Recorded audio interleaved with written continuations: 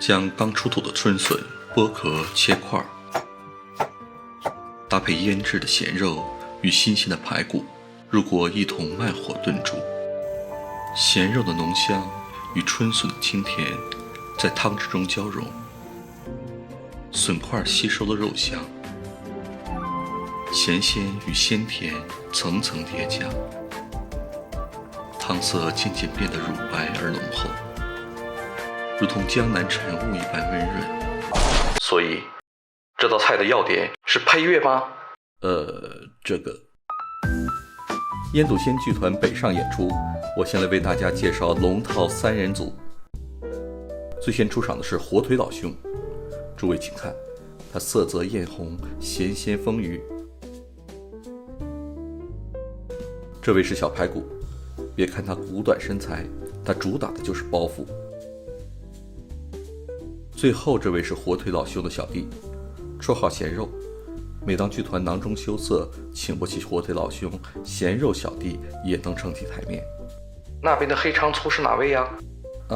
这位是我们的男主角春笋。凭什么他是男主角？凭长相吗？这个我们评论区细聊，这里不好描述。这占据 C 位的又是何物啊？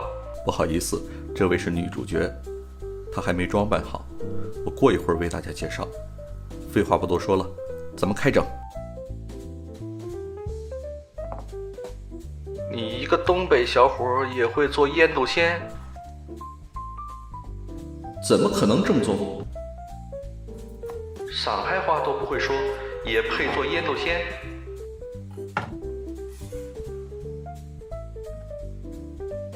此人可能区分冬笋与春笋否？这厮见过笋吗？自我吐槽也能这么损吗 ？But， 来自东北的小伙岂能就此退缩？不就是炖菜吗？东北菜里可有一半都是炖菜，且看我血脉的加持。演出还没开始，先让诸位龙套泡个澡，冷水下锅，中火慢煮，火腿老兄就免了，要的就是这个味儿。一众龙套泡完出来冲水，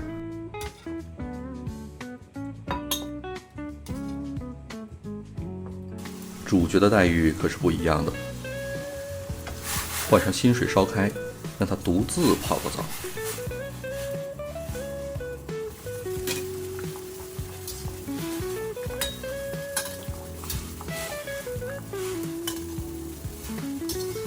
好了，演出开始。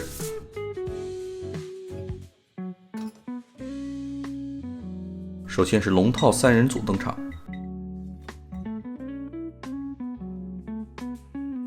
接下来是春笋，加入清水，直到距锅边缘一指，生姜3片，就当是伴奏，开大火，让它们迅速热络起来，烧开后撇去浮沫，然后葱节的节奏响起，第一幕就此结束。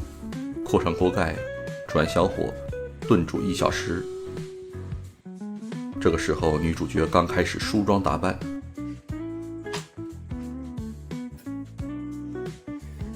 此物花名众多，有叫它百叶的，有叫它千张的。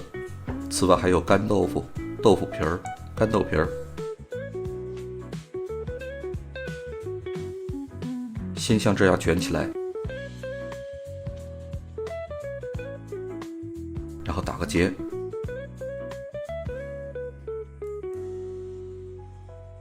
这样就可以叫它百叶结了。